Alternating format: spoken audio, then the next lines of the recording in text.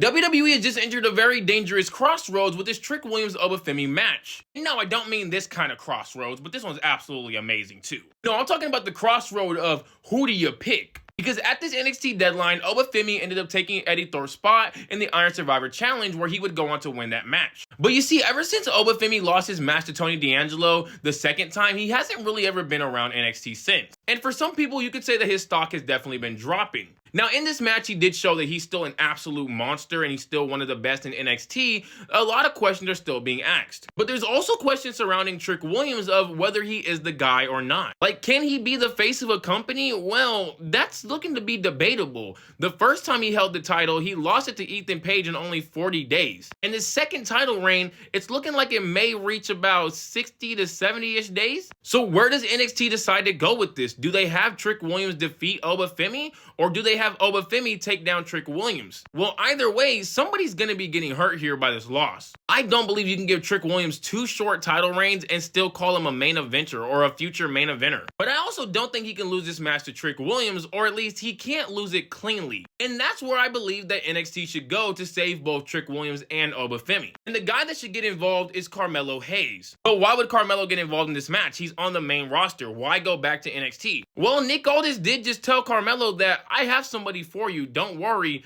and the one person I could think that would be Trick Williams. If you don't understand why this matchup makes sense, you might not have watched NXT. Basically, these two dudes were really cool friends at one point, and then they had a major feud in NXT that spanned over a few months. So it is possible that Trick Williams does end up beating Carmelo Hayes next Friday night on SmackDown. And then maybe Carmelo Hayes starts plotting on Trick Williams. Here comes the Obafemi Trick match at New Year's Evil, and Carmelo Hayes gets involved. But Melo messes up, and it costs Obafemi the match. Now, obviously, Obafemi's gonna want a piece of Melo for what he's done. Now, from here, this pushes a Melo Obafemi feud in NXT. Yes, we're gonna keep Melo in NXT just for a little bit longer. And then after that Melo Femi feud, now we can have Obafemi go back at Trick Williams and take him down and stand and deliver. And this allows Trick Williams to have a long enough reign that people start to actually believe that maybe he can be that guy, and then he goes up to the main roster when the draft happens. Oh, but baby, we are not done with Melo at all, because we're gonna fix this guy's character too. Cause see, Melo was the first overall pick, but he hasn't done much. We've seen more from Braun Breaker and Lyra Valkyria, and they look to be a lot better picks than Melo was. So why not have a bust story with Carmelo Hayes? Because Carmelo Hayes is very arrogant, and we could have that arrogance cost him, his whole entire shot at being on the main roster,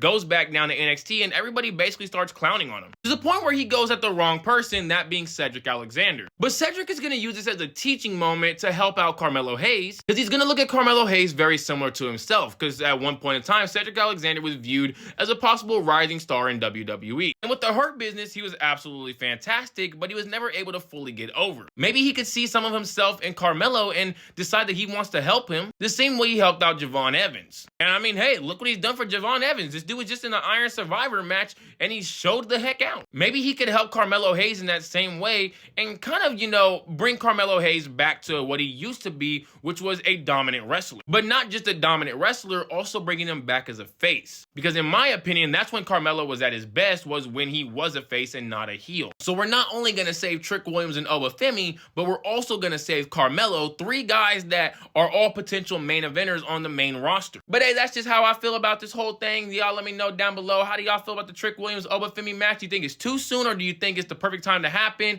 Do you think Trick Williams should win, or should it be Obafemi? And what do you think about Carmelo? Should he get involved in this storyline by any means, or should he just stay out of it? And as always, if you haven't already, make sure you do like and follow for more.